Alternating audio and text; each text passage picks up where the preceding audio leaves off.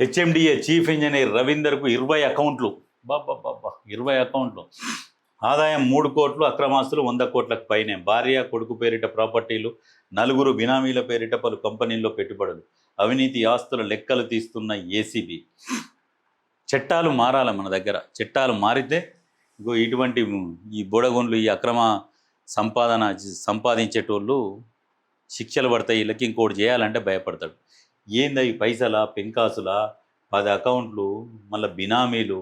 ఇప్పుడు ఏం చేస్తారు? కోట్లు వేస్తారు, కొట్లాడుతూ ఉంటారు. ఇక కొట్లాడి మళ్ళీ ఈయన తీసుకొని పోతాడు. ఇదే జరుగుతుంది. కొద్ది రోజులు కేసు కొట్లాడతారు, ఏదో చేస్తారు, ఏదో మ్యాజిక్ జిమ్మిక్కులు చేస్తారు, చేసి మళ్ళీ ఇల్లు కాపాడుకుంటారు. ఇవి దొరికిన వెంటనే ప్రభుత్వం జప్తు చేసేసి పంచిపడేయాలి. ఎమ్మటే ప్రభుత్వాన్ని తీసేసుకోవాలి. ఇక వీళ్ళకి మొత్తం కొట్టేసేయాలి, అవన్నీ సీజ్ చేసేయాలి, ప్రభుత్వంలో కలిపేసుకోవాలి. ఆ ప్రాపర్టీలు మొత్తం ప్రభుత్వంలో కలుపుకోవాలి, లేని వాళ్ళకి ఇవ్వాలి. లేకుంటే అలా ప్రభుత్వ భవనాలు ఏమన్నా ఆఫీసులు కట్టాలి. కడితే ఇక ఇటువంటి వాళ్ళు చేయాలంటే భయపడతారు.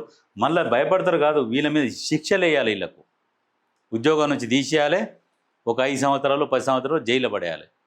ఒక్కరిద్దరికి అట్లా చేస్తే ఇంకొకటి చేయడు. పుణ్యానికి పనిచేస్తుర్రా ఈ దొంగలు. మరి ఈయన చీఫ్ ఇంజనీరు, ఈ చీఫ్ ఇంజనీరుకు చీపు బుద్ధులు ఉన్నాయి. ఆ చీఫ్ ఇంజనీర్కు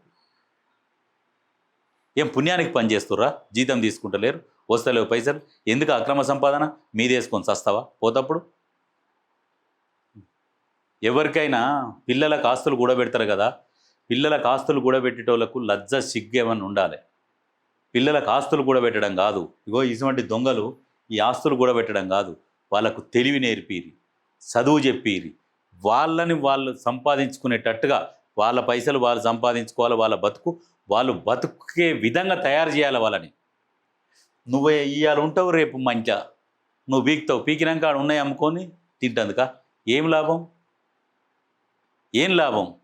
వాడు కష్టపడి చదివి వాడు సంపాదించుకునే శక్తి వచ్చేంత వరకు వానికి ఏర్పాటు చేయిరా, వసతులు కలిపిరి.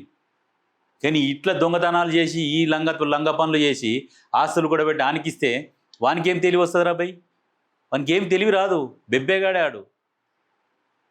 ఎవ్వరైనా గుర్తుపెట్టుకోరి, ఎవ్వడు తెలివితోని బతికేటట్టుగా తయారు చేయరు పిల్లలని. కానీ మేము మొత్తం ఇటువంటి అవినీతి పనులు చేసి ఆస్తులు కూడా పెట్టి పొరగాలకి ఇస్తామంటే మీరు ఉన్నన్ని రోజులు మీరు వెలుగుతారు. మీరు సచ్చిన మరునాడే మీ ఆస్తి గోచి కూడా మిగలదు.